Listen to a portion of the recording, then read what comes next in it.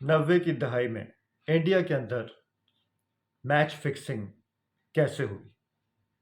कौन सा ऑलराउंडर था जिसने एक अजीम प्लेयर पे इल्जाम लगाया कि उसने उसको 25 लाख रुपए दिए रिश्वत के तौर पे? अजरुद्दीन पे आज भी शक की दीवार क्यों? 90 की दहाई में सट्टेबाजी के ऊपर डोरियां कौन हिला रहा था?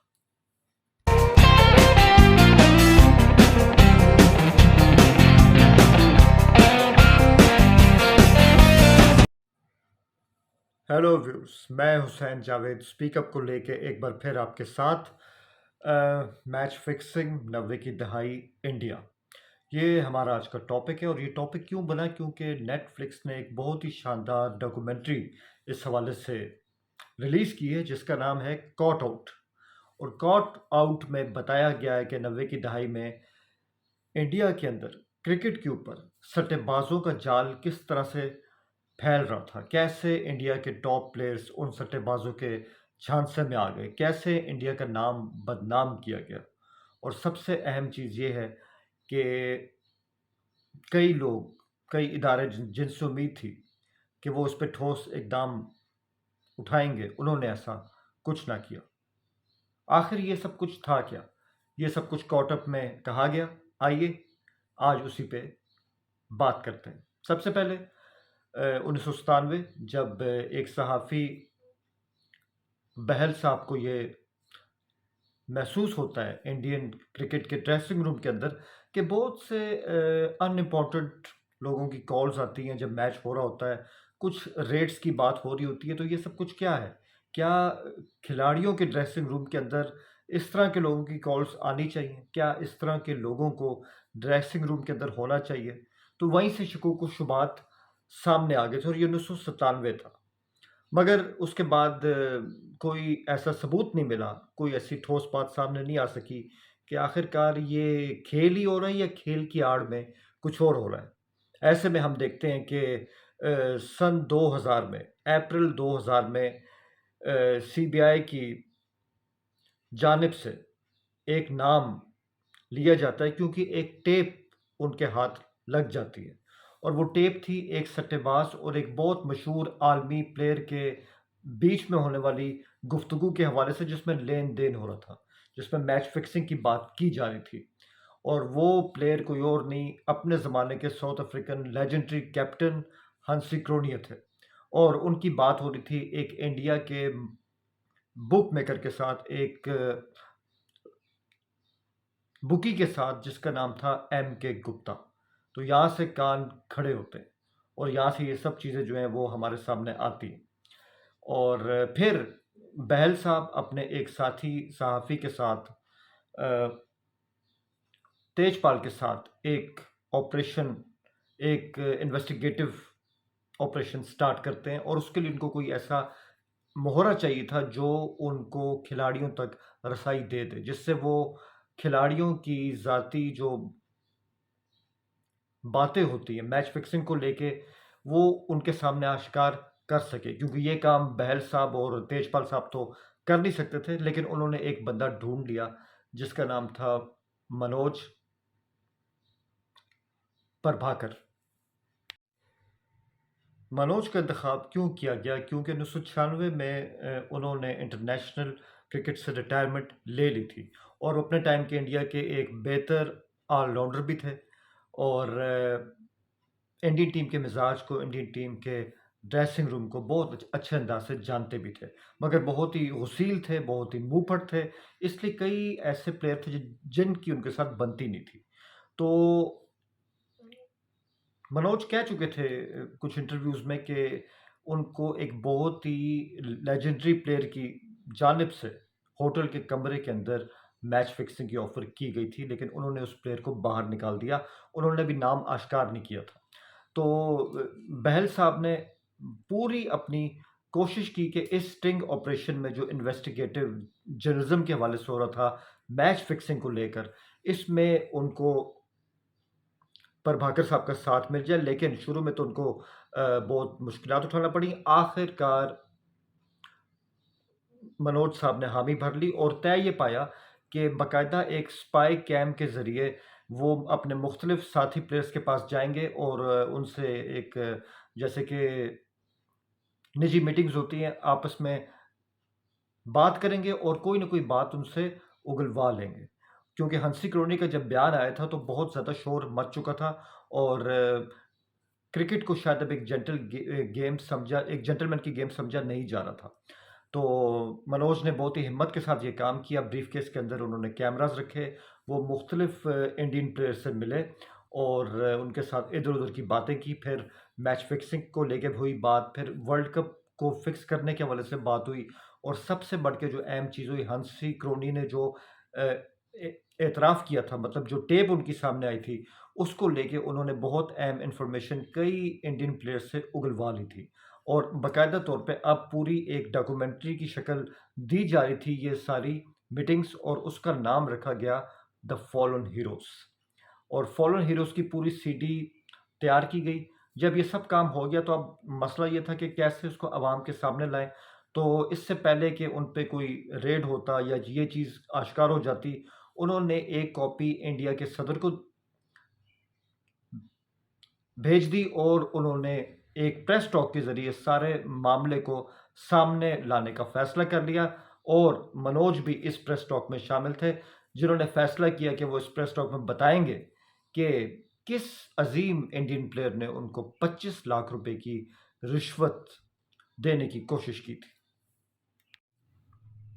फिर जैसा कि हमने देखा कि वो प्रेस टॉक हुई और उसमें वो टेप पहली बार सहाफ़ियों के सामने रखी गई और वहाँ पे मनोज प्रभाकर ने ये एतराफ़ किया कि जिन प्लेयर ने उनको 25 लाख रुपए रिश्वत दी थी, वो ऑफ़र दी थी, वो और कोई नहीं इंडिया के आइकॉनिक कपिल देव थे। और ये एक धमाका था, एक तहलका मच गया था हर जगह, एक भूचाल आ गया था कि कपिल देव, चंडीगढ़ एक्सप्रेस 1983 का वर्ल्ड कप जितवाने वाले कैप्टन, उन्होंने मनोज को पैसे दे के खरीदने की कोशिश की। क्या वो मैच फिक्सिंग में इन्वॉल्व थे? क्रिकेट का भगवान समझे जाने वाला कपिल देव जब उन पर उँगलियाँ उठी तो सबके कान खड़े हो गए।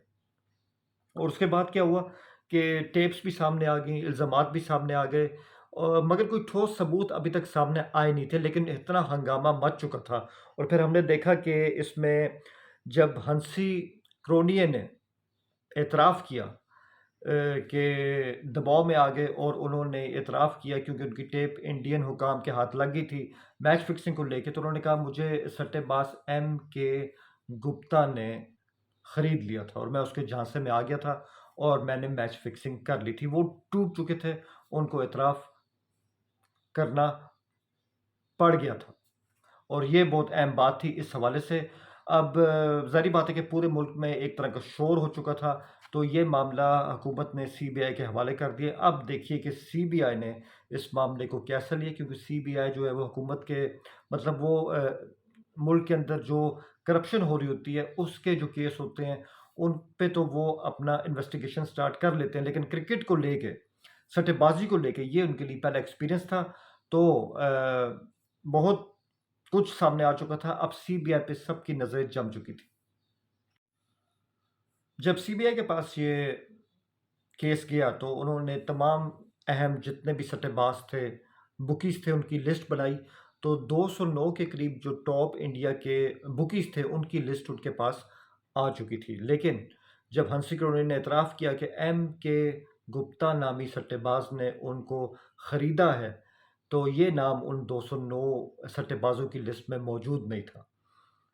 और सीबीआई अपनी पूरी कोशिश कर रही थी कि किसी तरह एम के गुप्ता तक पहुँचे और फिर किस्मत का खेल देखिए कि एम के गुप्ता भी इतने ज़्यादा घबरा गए थे कि उन्होंने खुद एक सीनियर सहाफ़ी से राब्ता किया और सारा सच उगल दिया।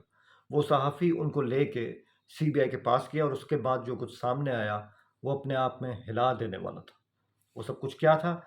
एम के गुप्ता ने बात की तो पहला इंडियन प्लेयर जो सामने आया वो थे अजय शर्मा जो एक मामूली प्लेयर थे लेकिन सट्टेबाजों के साथ उनके गहरे ताल्लुकात थे और उन्होंने सट्टेबाजों को किसी और के पास नहीं इंडिया के उस वक्त के कैप्टन मोहम्मद अजरुद्दीन तक पहुंचा दिया था और अजरुद्दीन भी सट्टेबाजों के झांसे में आ चुके थे। अब तो हर जगह तहलका मच चुका था कि मोहम्मद अजहरुद्दीन, हैदराबाद दक्कन के सुपरस्टार प्लेयर, इंडिया के एक कामयाब कैप्टन, क्या वो बिक सकते हैं? और सबने देखा, सीबीआई ने अपनी फाइंडिंग्स में देखा जब उन्होंने अजहरुद्दीन के असासे देखे कि आमदन से ज़ायद असासे उनके पास थे, कीमती घड़ियों का शौक उनके पास था, मर्सिडीज़ उनके पास थी, कीमती जूते पहनते थे और लंदन के हैरोल्ड स्टोर से अक्सर शॉपिंग किया करते थे और अपनी गर्लफ्रेंड के नाज उठाने के लिए उन्होंने कुछ फैशन शोज भी किए जिनके लिए उनको सट्टेबाजों ने खासी मोटी रकम भी दी थी और ये सब कुछ देना देने वाला था। ये सब कुछ जब सामने आया तो सीबीआई ने 5 घंटे पर मुहीत अजहरुद्दीन के साथ एक सेशन किया और कहा जाता है कि अजहरुद्दीन ने उन 5 घंटों में 26 दफ़ा पानी पिया और शुरू में तो उन्होंने इनकार किया, लेकिन जब एम के गुप्ता का नाम सामने आया और कहा कि गुप्ता दूसरे कमरे में बैठा है और आपको मानना होगा कि आपके उनके साथ ताल्लुक रहे हैं क्योंकि हमारे पास सारे सबूत हैं, तो अजहरुद्दीन टूट गए और उन्होंने मान लिया। उन पे बैन लगा और क्रिकेट जो एक जेंटलमैन गेम था उस पे उँगलियाँ उठने लगी कि हम ये हमारे हीरोज़ हैं, ये हमारे नेशनल हीरोज़ हैं और ये बिक जाते हैं, इंडिया का नाम मिट्टी में मिला देते हैं। क्रिकेट से लोगों को नफ़रत होना शुरू हो चुकी थी और बहुत सारे मामलात इस तरह से सामने आ गए थे और पूरा जो सीबीआई ने एक ऑर्गेनोग्राम तश्कील दिया कि सबसे पहले होते हैं पंटर, उसके ऊपर होते हैं सट्टेबाज, सट्टेबाज के साथ होते हैं अजहरुद्दीन जैसे प्लेयर्स और उनके ऊपर जो उन सब की डोरियां हिलाता है वो है दाऊद इब्राहिम, जो कि यूएई में बैठ के इस पूरे रैकेट को चला रहे थे। तो ये नेक्सस था सट्टेबाजों का माफिया के साथ और कैसे प्लेयर्स मजबूर हो जाते हैं पैसों के लिए, ग्लैमर के ज़रिए और उनको काबू करना शायद बहुत आसान भी हो जाता है। और कभी वो मैच में अच्छा नहीं खेलते, कभी वो पिच की रिपोर्ट दे देते हैं और कभी-कभी एक-एक ओवर, एक-एक बॉल तक की जो इन्फॉर्मेशन होती है, वो सट्टेबाजों तक पहुँच जाती है, तो बहुत माल बन जाया करता है। हम ये देखते हैं कि इसमें एक कानूनी जंग अज़हरुद्दीन ने लड़ी बहुत ज़्यादा और लंबी जंग थी। कपिल देव का नाम भी सामने आ चुका था। प्रभाकर जो कह रहे थे क्या वो सच था? तो बहुत सारे इसमें डाउट्स सामने आ चुके थे और फिर हमने ये देखा कि होगा क्या? हुआ ये कि सीबीआई ने सारे सबूत जमा किए, लेकिन जब अदालत में ये सबूत गए तो इनको नाकाफ़ी समझा गया और इनको खारिज कर दिया गया। 2012 के अंदर मोहम्मद अज़हरुद्दीन को तमाम तर इल्ज़ामात से बरी कर दिया गया और सीबीआई का मौक़िफ़ है कि उनको टेक्निकल वजूहात की बिना पर छूट दी गई है, लेकिन सीबीआई आज भी स्टैंड करती है कि हम अपने तौर पे अज़हरुद्दीन को आज भी गिल्टी मानते हैं और ठीक है वो बच गए हैं, लेकिन अज़हरुद्दीन हमेशा हमारी निगाह में मशकूक रहेंगे। अजय शर्मा, उनके लिए लाइफ बैन, उसकी सज़ा उनको दी गई और बाद में 2014 में ये भी सज़ा जो थी ये उनसे हटा ली गई थी। प्रभाकर की बात करें तो उन पे 5 साल का बैन लगा कि आपके सट्टेबाजों के साथ ताल्लुकात रहे हैं। लेकिन उन्होंने कपिल देव के हवाले से जो कहा था, इसका कोई सबूत ना वो खुद पेश कर सके और ना ही सीबीआई को सबूत मिल सका। और आज भी सीबीआई इस पे शुक्र करती है कि अगर कपिल देव के खिलाफ सबूत मिल जाता तो लोगों का क्रिकेट पर से एतमाद ही उठ जाना था, क्योंकि कपिल देव को हटा के इंडियन क्रिकेट में और कुछ बचता नहीं है और कपिल देव मुकम्मल तौर पे इस पूरे केस से बरी-उज़्ज़मा हो गए। उनके खिलाफ कोई सबूत आज तक नहीं मिला और यूँ ये केस जो था ये वक़्त के साथ आहिस्ता-आहिस्ता धुंध के अंदर गुम हो गए।